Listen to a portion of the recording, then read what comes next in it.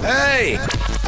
This is JJ and Alex. I made a name for myself, I told you I won't be denied. As you wrap up your day, it's time to get your fix of the teams you live for and the sports you love. This is JJ and Alex, presented by G2G Bars on 97.5, the KSL Sports Zone.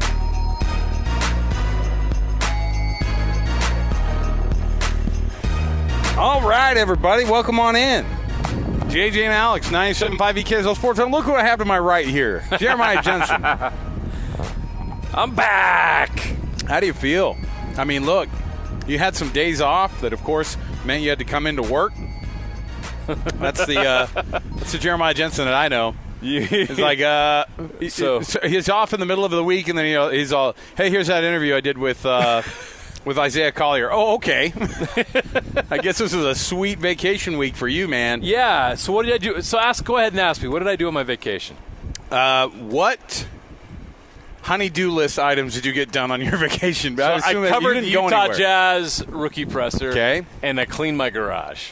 Yeah, there's the JJ I know. In July. So I'm surprised you didn't build another pond in your backyard or like do the undertaking of figuring all that out. Blew out the budget earlier. Good for you. So can't Good do that for you. yet. I'm glad you didn't actually go anywhere because we were this close to calling you, having you come back in. All right. I bet. Listen, we're outside of the Delta Center, a.k.a. Delta Center, a.k.a. the home of the Salt Lake City Summer League, which we, of course, are going to be covering vigorously over the next few days. But we're also, I mean, this is another week. There's no days off, JJ. That's literal for you, obviously. But there's no days off when it comes to sports right now in the Salt Lake City area. The Salt Lake City Summer League is right here. Big 12 Media Day starts tomorrow in Las Vegas, which we'll be at. And so both you and I, basically right after the show, I leave. You'll do the news tonight. You'll be back. You'll be there tomorrow morning early. So no rest for the wicked. Don't feel sorry for us. We talk about sports for a living. So this is going to be a fun trip for us. The Big 12 Media Day. I'm really glad because I saw on the schedule that they had everything dialed up. It's way more organized than it was last year. Where's the laugh? Where's the? You knew that was coming. Hey, Big 12, get your act together. Come on. I'm telling you. Rest in peace, the Pac-12. They did a lot of things wrong. They should have hired did right. I know. The Pac-12 did Media Day right. It is the Big 12. It's a big deal. It's the Big 16 now. The huge 16. Huge. So make it a priority to put. Listen. These are grown people, by the way. I know that they assume, like, oh, these schools are going to get there and they're just going to be drinking from a fire hose. This is actually more chaotic. When you actually say, hey, here's your schedule, you go from this table to this table to this table. Look, I get it. Who does Utah not play this year? Who does BYU not play this year? You don't need to talk to those schools. No. In fact, I don't want to talk to those schools. And they don't want to talk to us. Sorry, West Virginia. We don't want to talk to you this year. But the ones that the schools are playing, and then you have a hard time. The coaches refuse to talk to you because they got a TV thing they got to do real quick. What I'm glad about is that we're not going to be big time to buy Steve Sarkisian or Brent Venables anymore. Who? Coach Prime. I know. Who are those people? Coach Prime is now going to. Okay, what are the odds that Prime makes it to Vegas for Media Day? Does he have to do it because it's a new conference? He's got to make him. That didn't matter to him last year when he was going in and doing the new thing for Colorado. I don't know if that guy's going to be there. Well, last year he wasn't there because they were cutting off parts of his feet. Stop. We Right? know that they were fake. No, I mean he had to have surgery. He faked the foot stuff? No. But remember, he was like, oh, he had to go to the hospital, and then Shedeur Sanders revealed. Oh yeah, he's at home. I mean, what I meant was he's at the hospital. How's Dad? Chilling at home. Is he? He's Yeah, no, he's not at home. He's at the hospital right now. But Yeah, see, just got the phone with him. He woke me up earlier this morning. Yeah, he's he did talking, not. but he's good though. yeah, Oops. he's good. Yeah, he's chilling at home. I mean, he's not at home. He's at the hospital. I think we planned, like we said. You're like, no, he's not. Come on. His team won't show up this year, but Coach Prime will show up to Las Vegas. Well, if there's something you could do really, really well, it's being in front of the press. So we're going to be doing that. We've got tons going on over the next couple of days. We don't want you to miss any of it. Our show is brought to you by G2G Bars. All natural ingredients and no preservatives make the G2G Bar perfect for anybody who needs a quick, tasty, and nutritious boost. Let's get the show started off right, and let's do it the correct way. We'll start things off with the cut, and we'll jump in here, and we'll first start off things talking about the University of Utah, so let's do it. It's time for the biggest story of the day. This is What Made the Cut with JJ and Alex on 97.5, the KSL Sports Zone. Trajan Wealth brings you your cut, this portion of the hour, and it's all found TrajanWealth.com. That's TRAJAN Wealth.com. So, right off the bat, Utah, and this is the smart way to do it. We see this happen a lot. When you are this close to media day, what do? You start sending out the press releases. Get all the press talking about you a couple days beforehand, and that's exactly what Utah had going on this morning, because the Utes have scheduled a series with, or at least one game with Miami down in Vegas for the Vegas Classic. Is it a classic when it's happened twice? It's fine. I like it. But Utah is playing the University of Miami, which they've never played one another before. The U versus the U. You honestly should play for the right to call yourself the U that year. You're the ones who could be the U. I like this, though. It's 2027. It's a couple seasons away, but the Utes on the docket against the University of Miami. If they were to play tomorrow, Utah would absolutely kick the crap out of this Miami team. It is not the Miami. And by then, I don't think that Mario Cristobal is going to be the head coach of Miami at that point if he's on the trajectory that he's on. A former player, of course, from there, but he's just not doing what you thought he was going to be doing there. But I think that's a great game that the U signed up for. I love it. Two reasons why I love scheduling this football game. Number one, I love it when schools go outside the box and play a team they never played before. I want to see BYU play Clemson. I want to see Utah play Florida State. I want to see something I've never seen before. Well, you were out of town for that really, really good announcement that BYU signed up for a home-and-home against Colorado State last night. So when you talk about things you haven't seen before, I'm not saying – like, we've seen that before. And they're going to Fort Collins, next year? Or the year after. Either way, they play there first, and then they wait a few years, and then they come to Provo. They didn't learn their lesson from the Laramie schedule? I know. And on top of it, you don't get excited about that. The blood starts going against Miami. You start to go, that's travel fun, man. to for fans from Utah, but overall, that's not the kind of – those are not the things that get people fired up about non-conference stuff. But, I mean, obviously, BYU can't play a bunch of juggernauts every game. So they've got to go out and schedule a Colorado State. They need a group of 5 games. Sure. So it makes sense to me that way. But is that going to get people excited? No. But why this is great for Utah is, number one, it is an outside-of-the-box game. We haven't seen it before. It's going to be fun that way. The other thing is, I don't know. You're right. I don't know what Miami's going to be in 2027. But they could be really good. You know they're going to have talent. So it's great that Utah is upgrading their non-conference schedule. Like this year, like Baylor. If you're playing a conference opponent as a non-conference opponent, I get why it's happening. But in 2027, you're playing a legit ACC opponent. That's another opponent. Question. Are they going to be in the ACC by 2027? You can't promise anything right now. But for those two reasons, I really liked scheduling that game. It's fun. The fans are going to want to go down. It's in Vegas. Huge advantage for Utah that's in Vegas. I have no idea. You know what? Morgan Scalley's probably going to be the head coach in 2027. And you're right, Mario Cristobal will probably be fired. Ooh, I hadn't thought about that. You think so? Do you think that'll be – maybe that's his first 3 years season? away. I know. Maybe that's his first season. Maybe. That'd be interesting. Which is why that was so important that announcement came out last week. Number one, we don't have to talk about it at Media Day because we already know about it. But two, you got stuff coming down the pipe and players are asking who's going to be the coach. Now you know. I love how you think we're not going to ask Kyle Whittingham 13 times about that, though. Right? Coach, tell us a little bit about the amount of questions that you're going to see to Whit. I mean, the people outside this market aren't going to be asking that question, but all the people that are from Salt Lake asking Kyle Whittingham those questions. Yeah. Hey, Coach, you're old. When are you going to retire? Oh my gosh! What are we doing? PK and Whit staring at each other, going, "When are you going to retire? When are you going to retire? When are you going to retire?" So, they both playing this game of chicken of, asking each other the tough questions. I will say though, that game's awesome. I love it. You can do that in. And by the way, Utah should get all the credit in the world because they do this a lot. They schedule a big name. In the case of, think about the 2 Florida games, right? They could have easily won down there in the swamp, and they should have. Michigan games, remember those? Well, the Michigan games. And guess what? Guess what they did against Michigan? They beat them there. They beat them here. Yep. Florida, they ran it up on when they came here.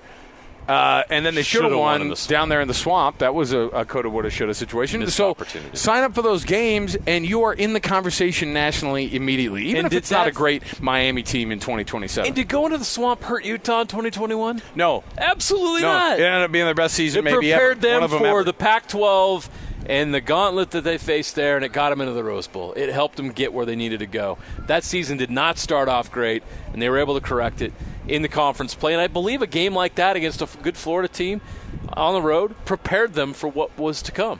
You got to play those games in the non-conference. With the days of you having to go undefeated or you scheduling patsies, like loading up on soft teams in the non-conference schedule, you got to challenge yourself because you're trying to make a 12-team playoff. And if you don't win the league, which isn't always a given, you need to have a resume that'll give you a chance to get one of those at-large spots. Utah's put themselves in a position where they should be able to compete for those, even if they don't win the Big 12. Obviously, the Big 10 and the SEC are going to want to hog all of those. But if you're good enough and you've only got that one loss in the Big 12 championship game or whatever it might be in whatever season, whatever circumstance, you want to make sure that you have the best resume possible. It's a lot like the NCAA tournament in basketball, is where if you really push yourself in the non-conference, you have that net rating really high. You build that schedule up that works the computers and works things in your direction. You're going to benefit from it in the end of the season. And I hope more college football teams realize that, roll the dice on some of these great non-conference matchups, because that's what we, the fans, want to see. Oh, of course. I want to watch Utah-Miami week 1, not Utah-Portland State, right? Who wants to see Utah play in FCS week 1?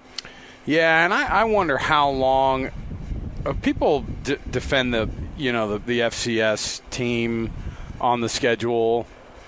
And coaches will tell you, well, we do that for a reason, and it's kind of it's a built-in situation, and and if you're doing it, you should probably sign one up against a team that's here locally, that because I think that because Southern Illinois, that's an FCS team that you have zero loyalty to, like.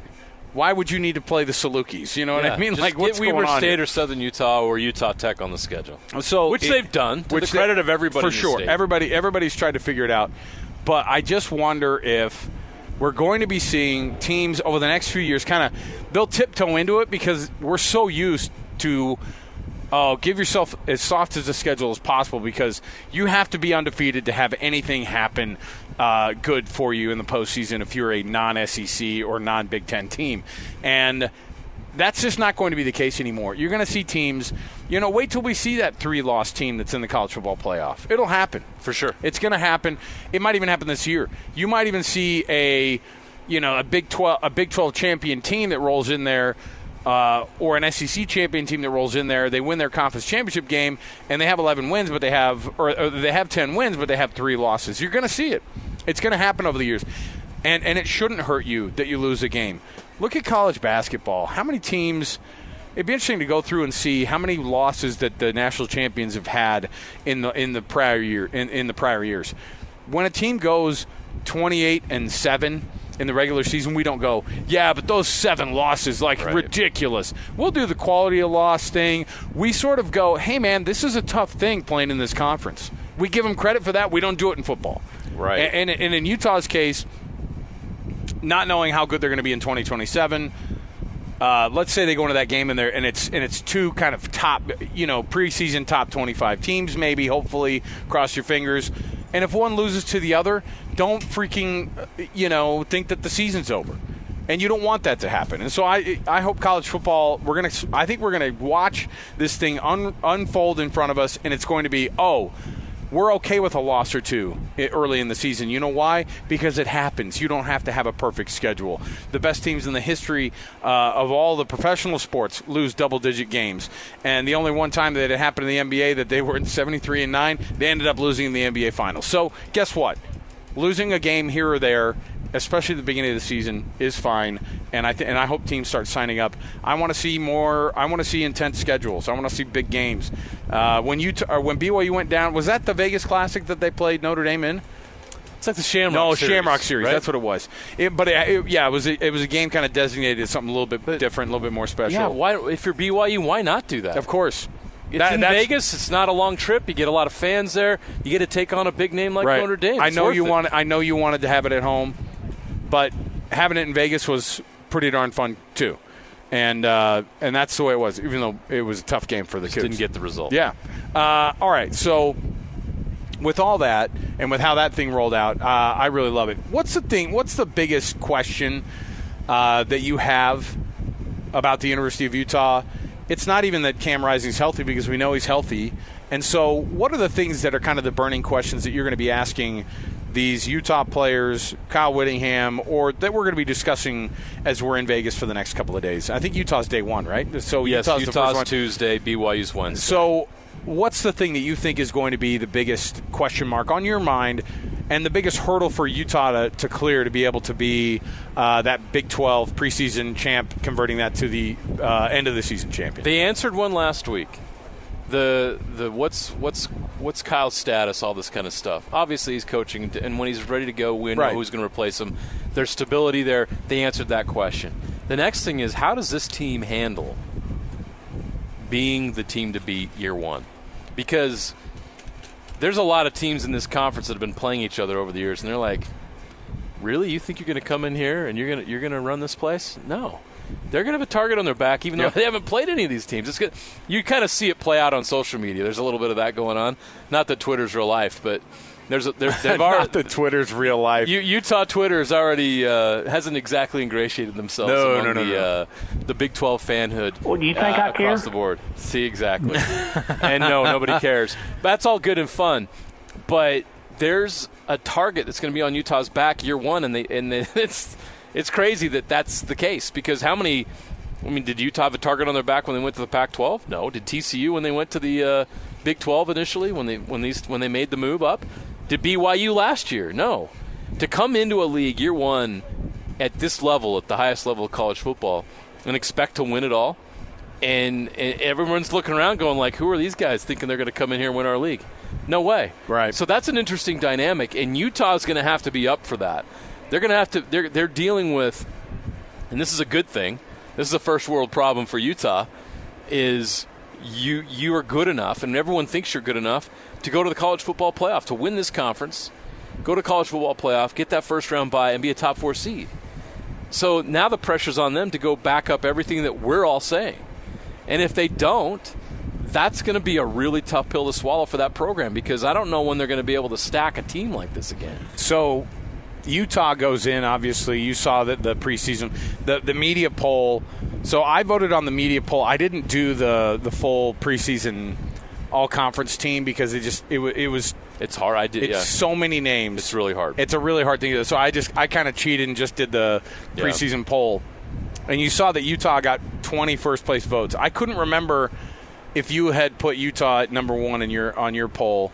Because if that's the case, then you and I were basically the difference of Utah getting to the top, because I know that I voted for Utah to be number one in the Big 12 this year. I can't remember where you had it, though. Well, it was close, right? I mean, the vote was fairly close. Kansas State right behind them. So, it's Utah's the favorite, but it's not by much. No, I haven't seen – look, and on top of it, so Utah with 20 first-place votes, 19 for Kansas State, 14 for Oklahoma State.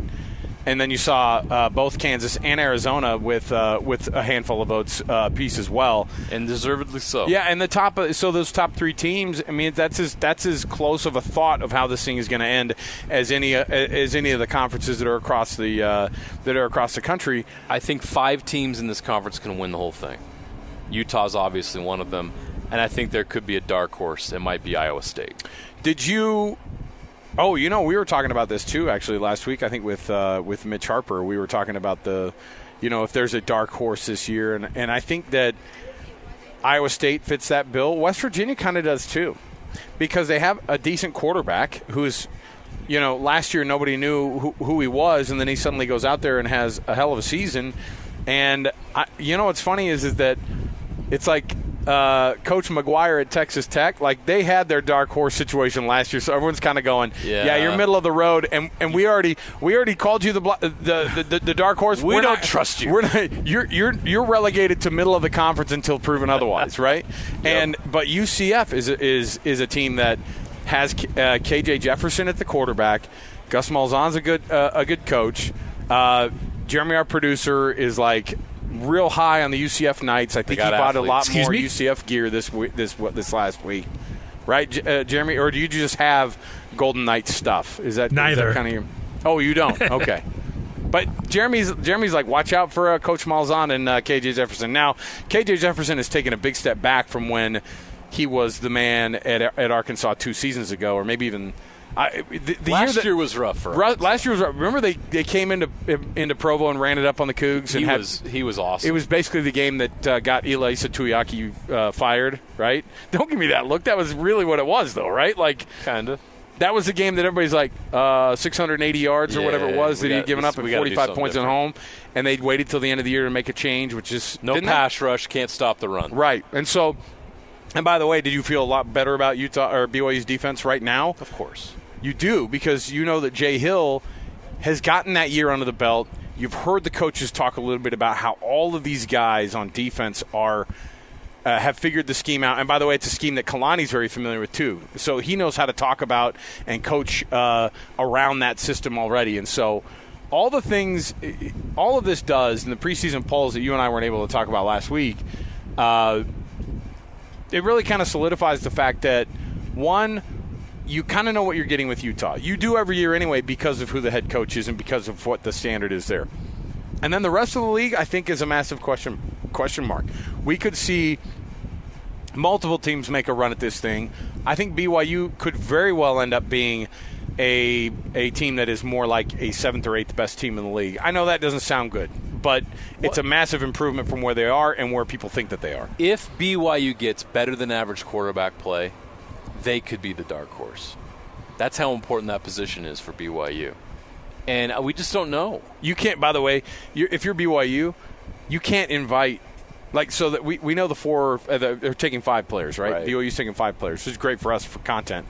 0 of them are quarterbacks because you couldn't have 2 of them come because that would be weird. Yes. And you couldn't have 1 of them come because that would be even more weird. Right. So the idea of if you have 3 quarterbacks, you have no quarterbacks, it's actually true when it comes to Big 12 Media Day because they brought 0 quarterbacks because of how awkward the situation. It's not awkward. That's not the word.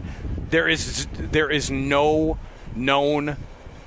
There's nothing known of what's going to happen with this team at the quarterback spot, and so that's why they're going to be 13 until proven otherwise. To make that point, start going through the list, 1 through whatever. Start naming off the quarterbacks. Right. You're like, solid, great. I mean, Arizona's 5th. We know their quarterback's a sophomore, but we know he's really good. Might have the best quarterback in the conference. West Virginia's quarterback is not going to win the Heisman, but he's solid, and you can trust him. He's established. UCF went and got a quarterback. Yeah. That's won games in the SEC.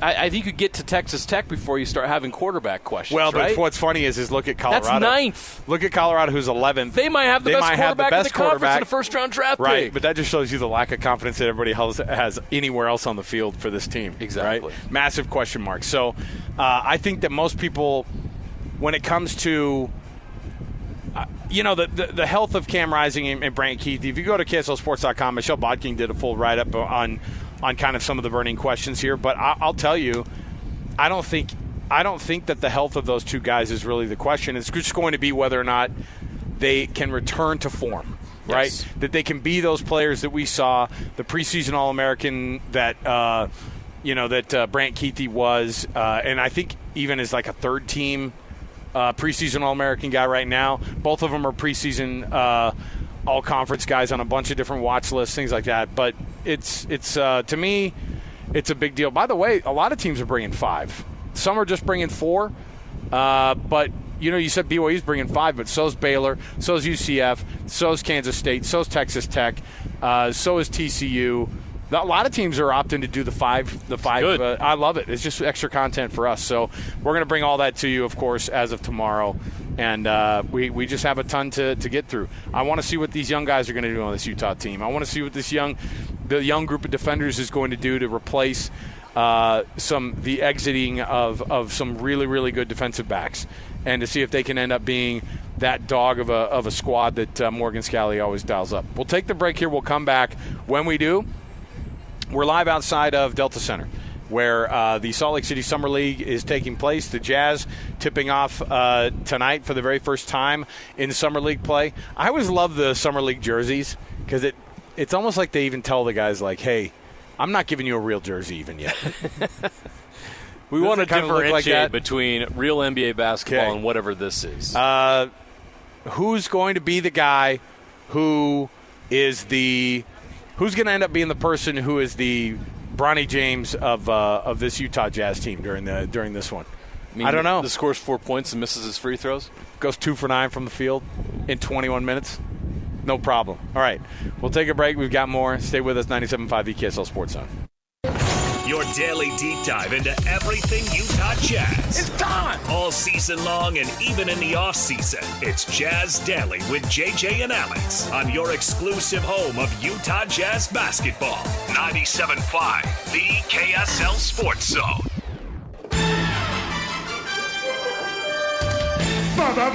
Basketball, gimme the ball because I'm gonna dunk it! Basketball, gimme the ball. All right, everybody, welcome back. The Tesh brothers opening up the segment, of course, means only one thing. We're talking Utah Jazz basketball. We're talking NBA. The Summer League is firing up. Salt Lake City Summer League, JJ, is one of those things that we were just talking about. It's not the highest quality of basketball. We accept it for what it is, and we love it for what it is. Not going to sugarcoat it, but it's not like but there are stars in the making. Every rookie that is going to their team that is healthy is going to be participating in Summer League, and that's what they want. You saw Bronny James talk about the speed of the Summer League being way different than the college game speed. Yeah. Does he know how different the NBA speed is compared to the NBA Summer League speed, too? Has anybody told him about that? He's learning. He's learning. The Utah Jazz, of course, and the rumors that were swirling around, they have not died down that much. Lauri Markkanen's name seems to be kind of floating around there still. Do you think that they're really going to move Lauri? I think that they have a set price for him, and teams are balking at it because Danny Ainge and Justin Zanuck, they set the price and they don't budge on it because they kind of say, hey, look, we know what we have here. We know what we know what some of these players can go for. What did Mikal Bridges command? A total of 6 picks? 6 picks. 4 first. So if Mikal Bridges is getting 6 picks and Lauri Markkanen's better than Mikal Bridges, I think we can all agree on that. Yes. Mikal's never been an all-star. 4 first-rounders for Lauri at the very least, and maybe something else in there, maybe a player, I don't know. 5 maybe. I bet they're sitting on quite a bit of a price for Lauri Markkanen. But the fact that the rumors are still swirling, you know that Lauri has to see that stuff. You know that they've probably discussed, like, hey, your name's out there. I don't know how that business side of it works, JJ, but I will say it's interesting to see that his name is still popping up in a lot of these rumors. Do I think that Lauri Markkanen will be traded before August 6th, which is the time when the Jazz and Lauri can start negotiating and come to an agreement on an extension? And I think it will be a max extension when they do so. I don't think so at this point. I think there was a lot of buzz and a lot of stuff. I don't think it was Jazz generated. I think it was other clubs that were wanting to make something happen, the Warriors being the most notable. You look at the Warriors situation, they got to send a message to their fans after losing Klay Thompson that they're going to try to go out and replace him with a high-quality player. So they needed to create some buzz to make their fan base think that we're trying to do everything we can to stay competitive, to stay in that contender conversation, even though they're not. You heard stuff from the Sacramento side of things that the Kings were interested in making a deal. You're always going to hear Miami and the stuff. Yeah, that's always going to be the case. But Sacramento and the Warriors seemed like the most logical places that were going to come after him. Obviously, nothing's materialized with the Warriors. There's word that there's been some significant offers out there that feature mostly pick-heavy offers. But after the Kings completed a sign-and-trade for DeMar DeRozan this week. Some reports came out from The Athletic in that story, which was kind of an interesting side story for us because we're following the situation, is there's a belief on the Kings side that the Jazz aren't actually serious at all about trading Lauri Markkanen. That they don't anticipate that anyone's going to be willing to pay the price that the Jazz want for Lauri Markkanen. They're going to listen. Of course they're going to listen, especially in the situation they're in right now, where they're trying to build a championship team and they're trying to get the best players they can, but they're not going to give away Lauri Markkanen. They're not going to just he's not going to just give him up like the Nets did. I thought the Nets kind of prematurely kind of gave up on Mikal Bridges, and they kind of gone all in on the 2025 and 2026 drafts. I don't think the Jazz have to do that. The Jazz have a lot of young players right now that they've drafted. You've still got Colin Sexton on the roster. You can extend Lauri Markkanen and just kind of wait and see because you still got that cap space they can play with all summer. Well, and I think that a lot of people might I think the thing that you could get caught up in is thinking, well, the Jazz want to move him, and if they don't, then a rebuild hasn't begun.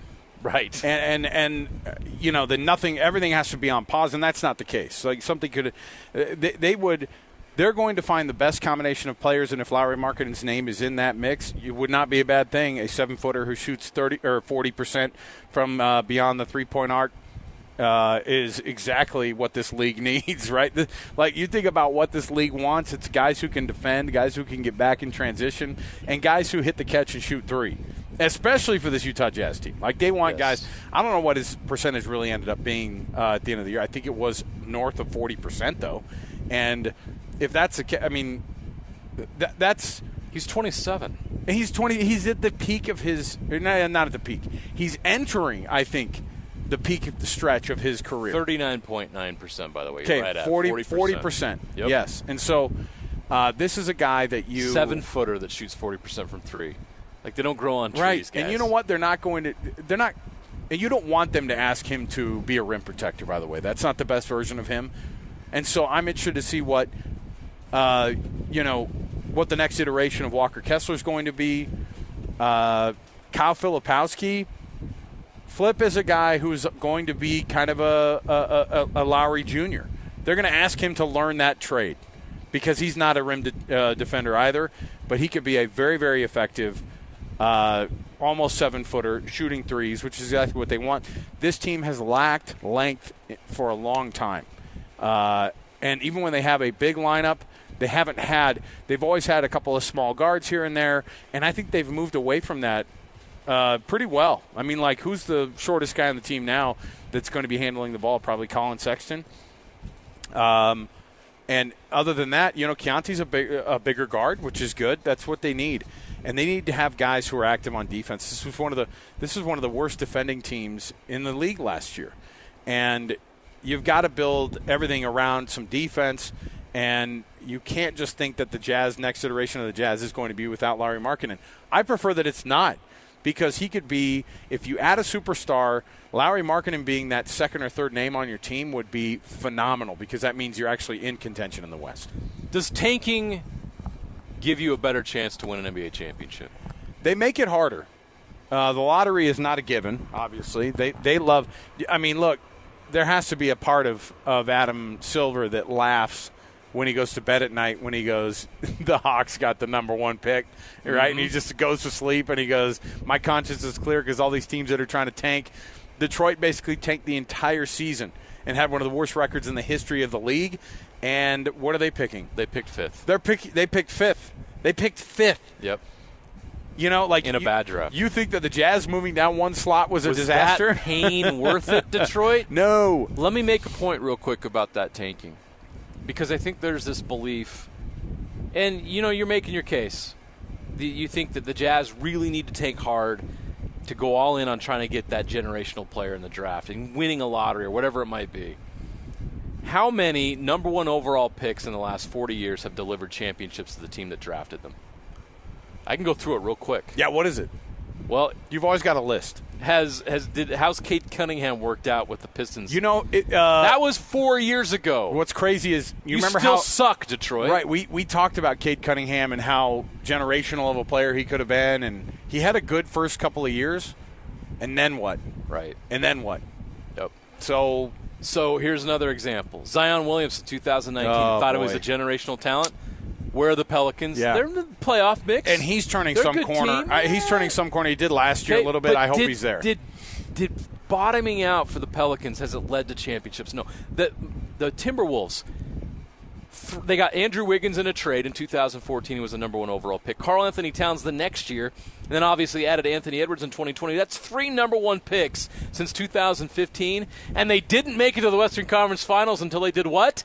Added veteran role players in Mike Conley and Rudy Gobert. You've got to go back to Kyrie Irving in 2011 as the last number 1 pick to win a championship on the team that drafted him. And before that, you've got to go back to LeBron James in 2003, and he did it the second time around with the Cavaliers. So technically he was a free agent acquisition. And then before that, it's just the Spurs. Tim Duncan and David Robinson back in 1987.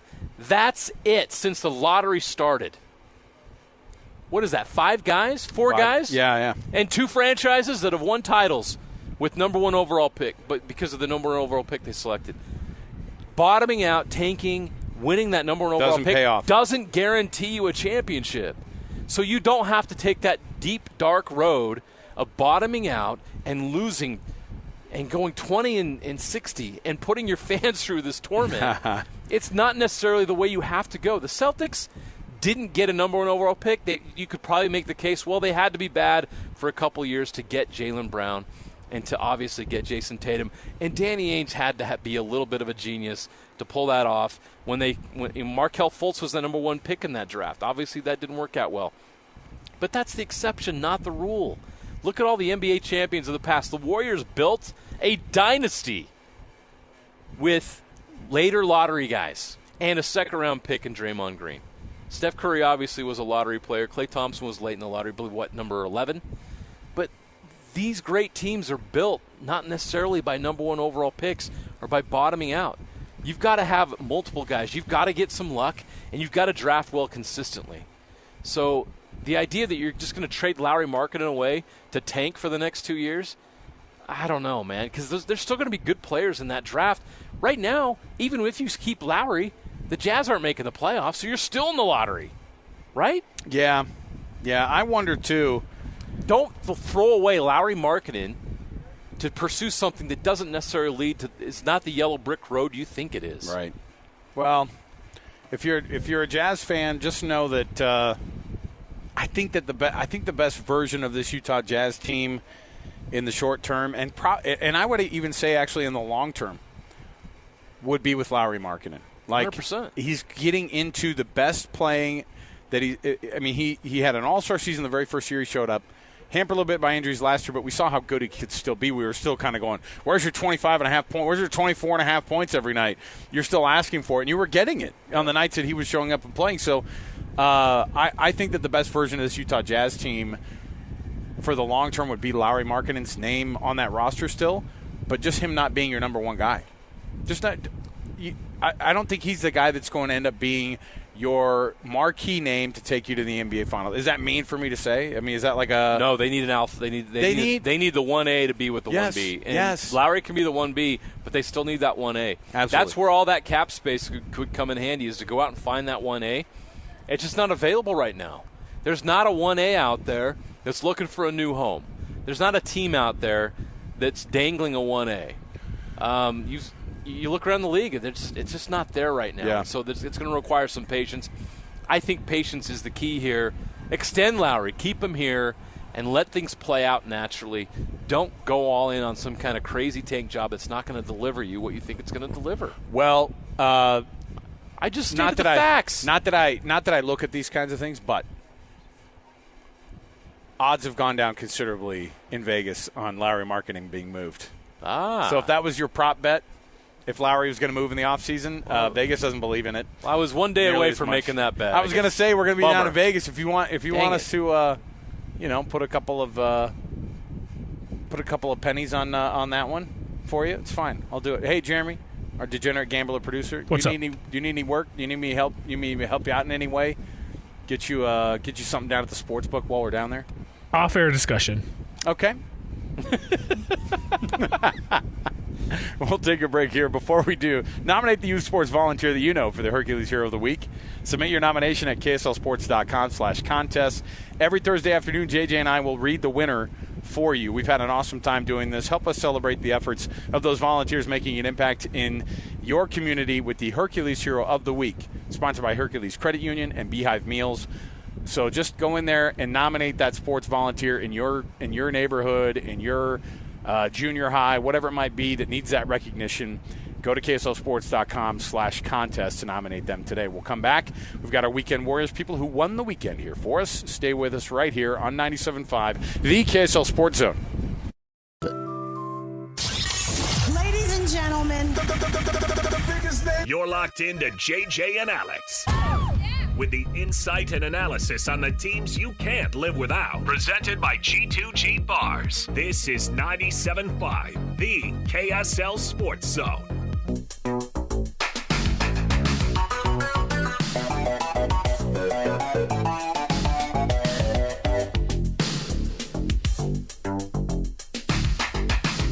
Ready? Welcome back. First time ever we had an off-the-air soccer discussion. And by the way, I just saw Cooper Flag highlights. At the USA so after all of that, where you go, Tanky's not worth Strike my take. Trade Lauri. This team needs to win 8 games next year. 8 games. Cooper Flag or bust. They're all. How many? Do you get more lottery balls by the fewest amount of wins possible? Do you get bonus lottery balls in the lottery? That goes back to my point, though, is you don't. You don't. So why do that? You don't have to do that. But the Cooper Jazz Flag. aren't going to make the playoffs with Lauri or without Lauri next year, so just don't make the playoffs. Right. And like the Hawks this year, you should have been 10th. You won the lottery. It's a lottery. It's luck. You don't control or manipulate the process. Just go be who you are and let the chips fall where they may, because you don't control it. So Cooper Flag's worth it. Everybody's already 100%. talked about it. He's special. There's no doubt about it. And there's multiple players that are special in next year's draft. I get it. Where's he from? He's from like Maine or something like that, right? He is from Maine. So of all places to produce great basketball talent. The great state of Maine. Right. And he's going to go to Duke, and he'll be the latest in a long line of Duke University one and dones. He's only 17. He got invited to be on that select team, USA basketball select team. He was actually shocked that he got the invite. Right. The select team was not shocked to give him the invite. They were like, we know. They saw the same highlights you did. He'll be playing in L.A. in 2028. He's that good. Is he a guy that will, day one, I mean, he'll be the number one overall.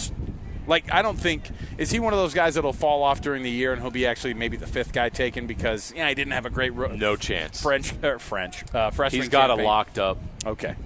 He's that good. And there's some good players in this draft, and he's that good. Okay. It's done. It's over. He's the number one guy. I heard that they have, so you've got, this is not a joke. So, did you know that Cooper Flag has a twin brother? I did not His name know is that. Ace. Ace Flag. Wow.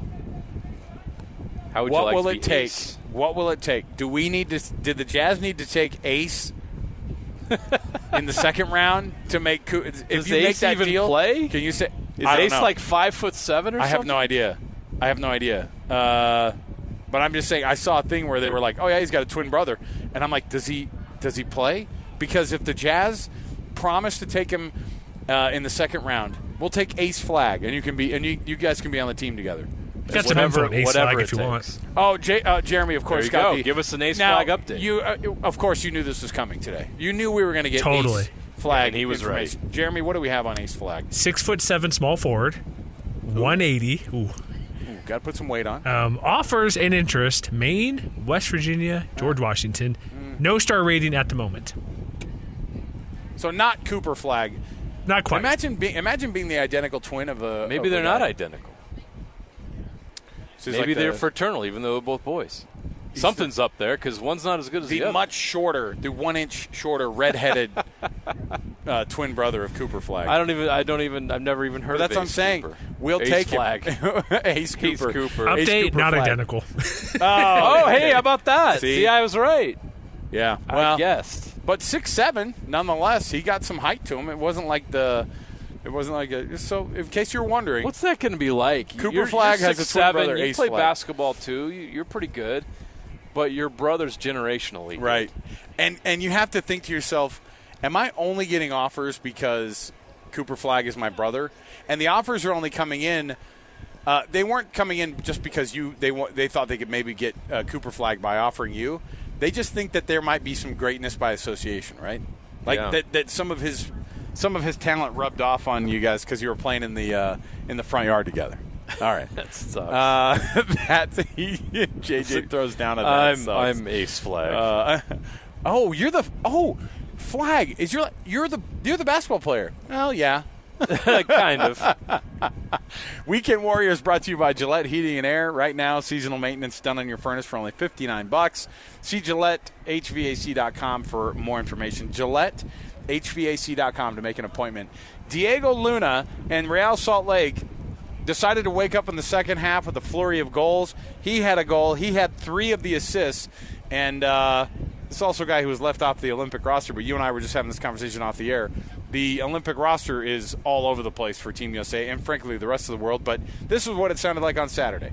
And Michael Chang, who came on after the goal as a sub, comes forward, leaves it for Luna. Luna volleys to himself. Luna! Diego Luna finishes, and it's 5-2. Diego Luna is having a night. It was 1-1 at the half. Not a bad you got your money's worth in the second half. Yes, with you did. With all those goals, 4 by Real Salt Lake, they get the win, and they continue to impress. And so there you go, Diego Luna, one of those guys, 3 assists and a goal. Not a bad night for him. All right, let's take a break. We'll come back. When we return, we're going to chat with Pete Futak, one of our favorite guys to chat with about college football. College Football News is where he writes, and you can find his byline. And we're going to jump into some Big 12 Media Day themes that we might be able to find, and we'll get his thoughts on BYU and Utah and their possibility of finishing where they were actually placed on the media poll versus what they could do. Ceilings and floors for both teams next right here, 97.5, the KSL Sports Zone.